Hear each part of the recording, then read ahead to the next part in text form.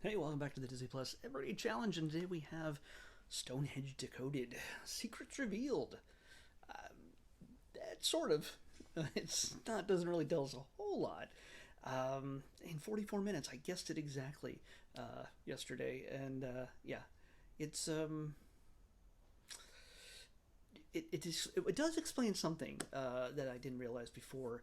It Stonehenge is one part of a much bigger collection of monoliths and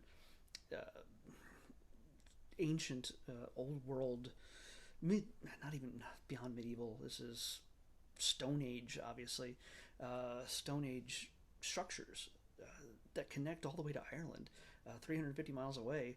A lot of the information that they are able to gather over the years is that the fact that the stones you see there might have been moved from Ireland. Some say Merlin did it, but it's there's a lot of mythology obviously mixed in with this, and I'm sure somebody has blamed aliens at some point, or maybe they just imported some slaves from Egypt while they were at it.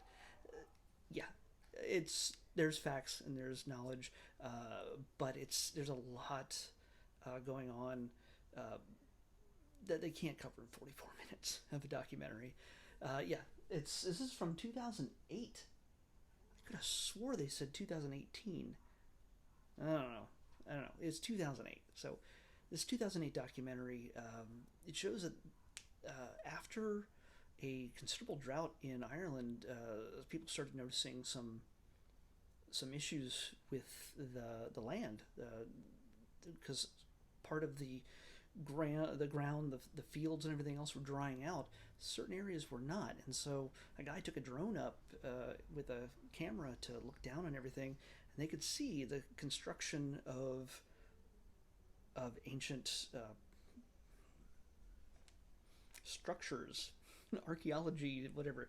There's ancient structures that retained moisture enough to show many feet underground. They're many feet underground, and they were able to reflect that moisture on the surface. So you could see a almost perfect circle appearing due to an invisible series of stones underground. The documentary discusses everything from uh, the solstice and the religions and the belief systems to a certain degree as to why people would create these things and what they were used for. Nobody's still fully 100% sure. A lot of it's a mystery because a lot of these there's no language, there's no words that they can translate. It's basically just symbols, circles, round things, lines. It's some of it is uh, the way these things are constructed. That's one of the biggest mysteries in history that they haven't fully figured out. They figured out that to a point that they moved these thousands of tons, well, not thousands of tons, but immensely heavy stones over land and even over down a river. So, what do you construct in the Stone Age that can handle carrying thousands of pounds of stone? Do they float? I doubt it. I mean, something that big. You create a structure, a raft to put them on, probably. But when they put it over to land, they realized that what they did was they took sort of logs and they would roll them up onto the log. Somehow they would lift the stone onto a series of logs and then roll it along a path, a road, a makeshift road, if they even properly existed back then, but flat enough that they could move it in a certain direction. And it would took many men to pull it, and then there'd be men in charge of moving the the poles that were underneath it, the wood that was underneath it, and move it to the front so that it could then continue rolling. So it's from the back to the front, and then just rolling it that way. But the bigger mystery is there's points where the land got a little bit too steep for that to even become possible. They couldn't have pulled it up even with the rods underneath, the not rods, I mean they're like logs, the logs underneath it. So there's still mysteries of how they did that. I don't know.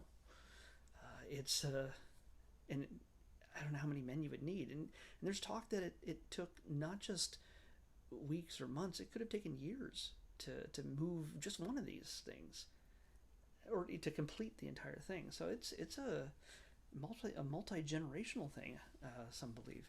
So yeah, I it's there's a lot of, it poses a lot of questions. It gives a little bit of answers, but yeah, unless you're ready to read a very dry textbook, odds are it's not gonna give you all the answers you're looking for when it comes to this. But the mystery is still pretty freaking cool. So if you're into this sort of thing, I know we've had two documentaries, very different documentaries, in the last 3 days. But yeah, I'd say check this out if you're into this kind of thing, especially if you're from over there. Maybe you already know all this stuff. I have no idea. Here in America, we don't seem to follow along with science or knowledge. It's just not our thing anymore, apparently. I don't know. But if you want to buck that trend, check this out. Again, it's a National Geographic documentary from 2008, and I'm sure they've discovered a whole lot more stuff since then. But you know, touches on the solstice. It touches on how the light moves through these things and how they connect to each other. Again, some of these things, Stonehenge is by no means the only structure like this in England. 80 miles. This is 80 miles west of London, approximately. This is by far not the only monolith. It's just the biggest one, that most famous one that people know of, and they seem to all be connected in some strange way. So there's bigger mysteries, and there people are still digging around, hoping to find the next big thing that can make all this make sense. And there's a sequence there that if you're in England, if you have to dig for whatever reason, you have to have an archaeologist on staff to watch over the dig, so that at any point, if you suddenly hit a certain type of rock or a structure that's been buried, and they determine that it's, oh, this is ancient, handmade by man, everything stops. So that's kind of a I have a feeling they are just barely scratching the surface when it comes to stuff like this. So yeah, if this kind of mystery is interesting to you, check it out. I think it's probably not the most comprehensive of all of them, but might be fun, might be a distraction, and it's a little bit different than what you're normally used to on Disney Plus. So speaking of which, let's pick tomorrow's episode. All right, here we go. 700. 700 even. Ooh. What could that be? I don't think we've had 700. Okay, just like we had the pacifier yesterday, that was listed from launch. It wasn't there anymore. This one, again, is not, I don't know if it's traditionally a Disney film. Like, it's not a classic or anything, but it is somewhat of an 80s classic. I'm going to check it right now, since we've already finished a little bit quick. Right after I sign off. If it doesn't exist, I'll be right back. But 700 is 3 men and a baby. 3 men and a baby. So that's what we're going to watch tomorrow, unless you hear from me in a few seconds. And I tell you, nope, it's not there anymore. So I'll see you back here tomorrow on the Disney Plus Everyday Challenge. Bye.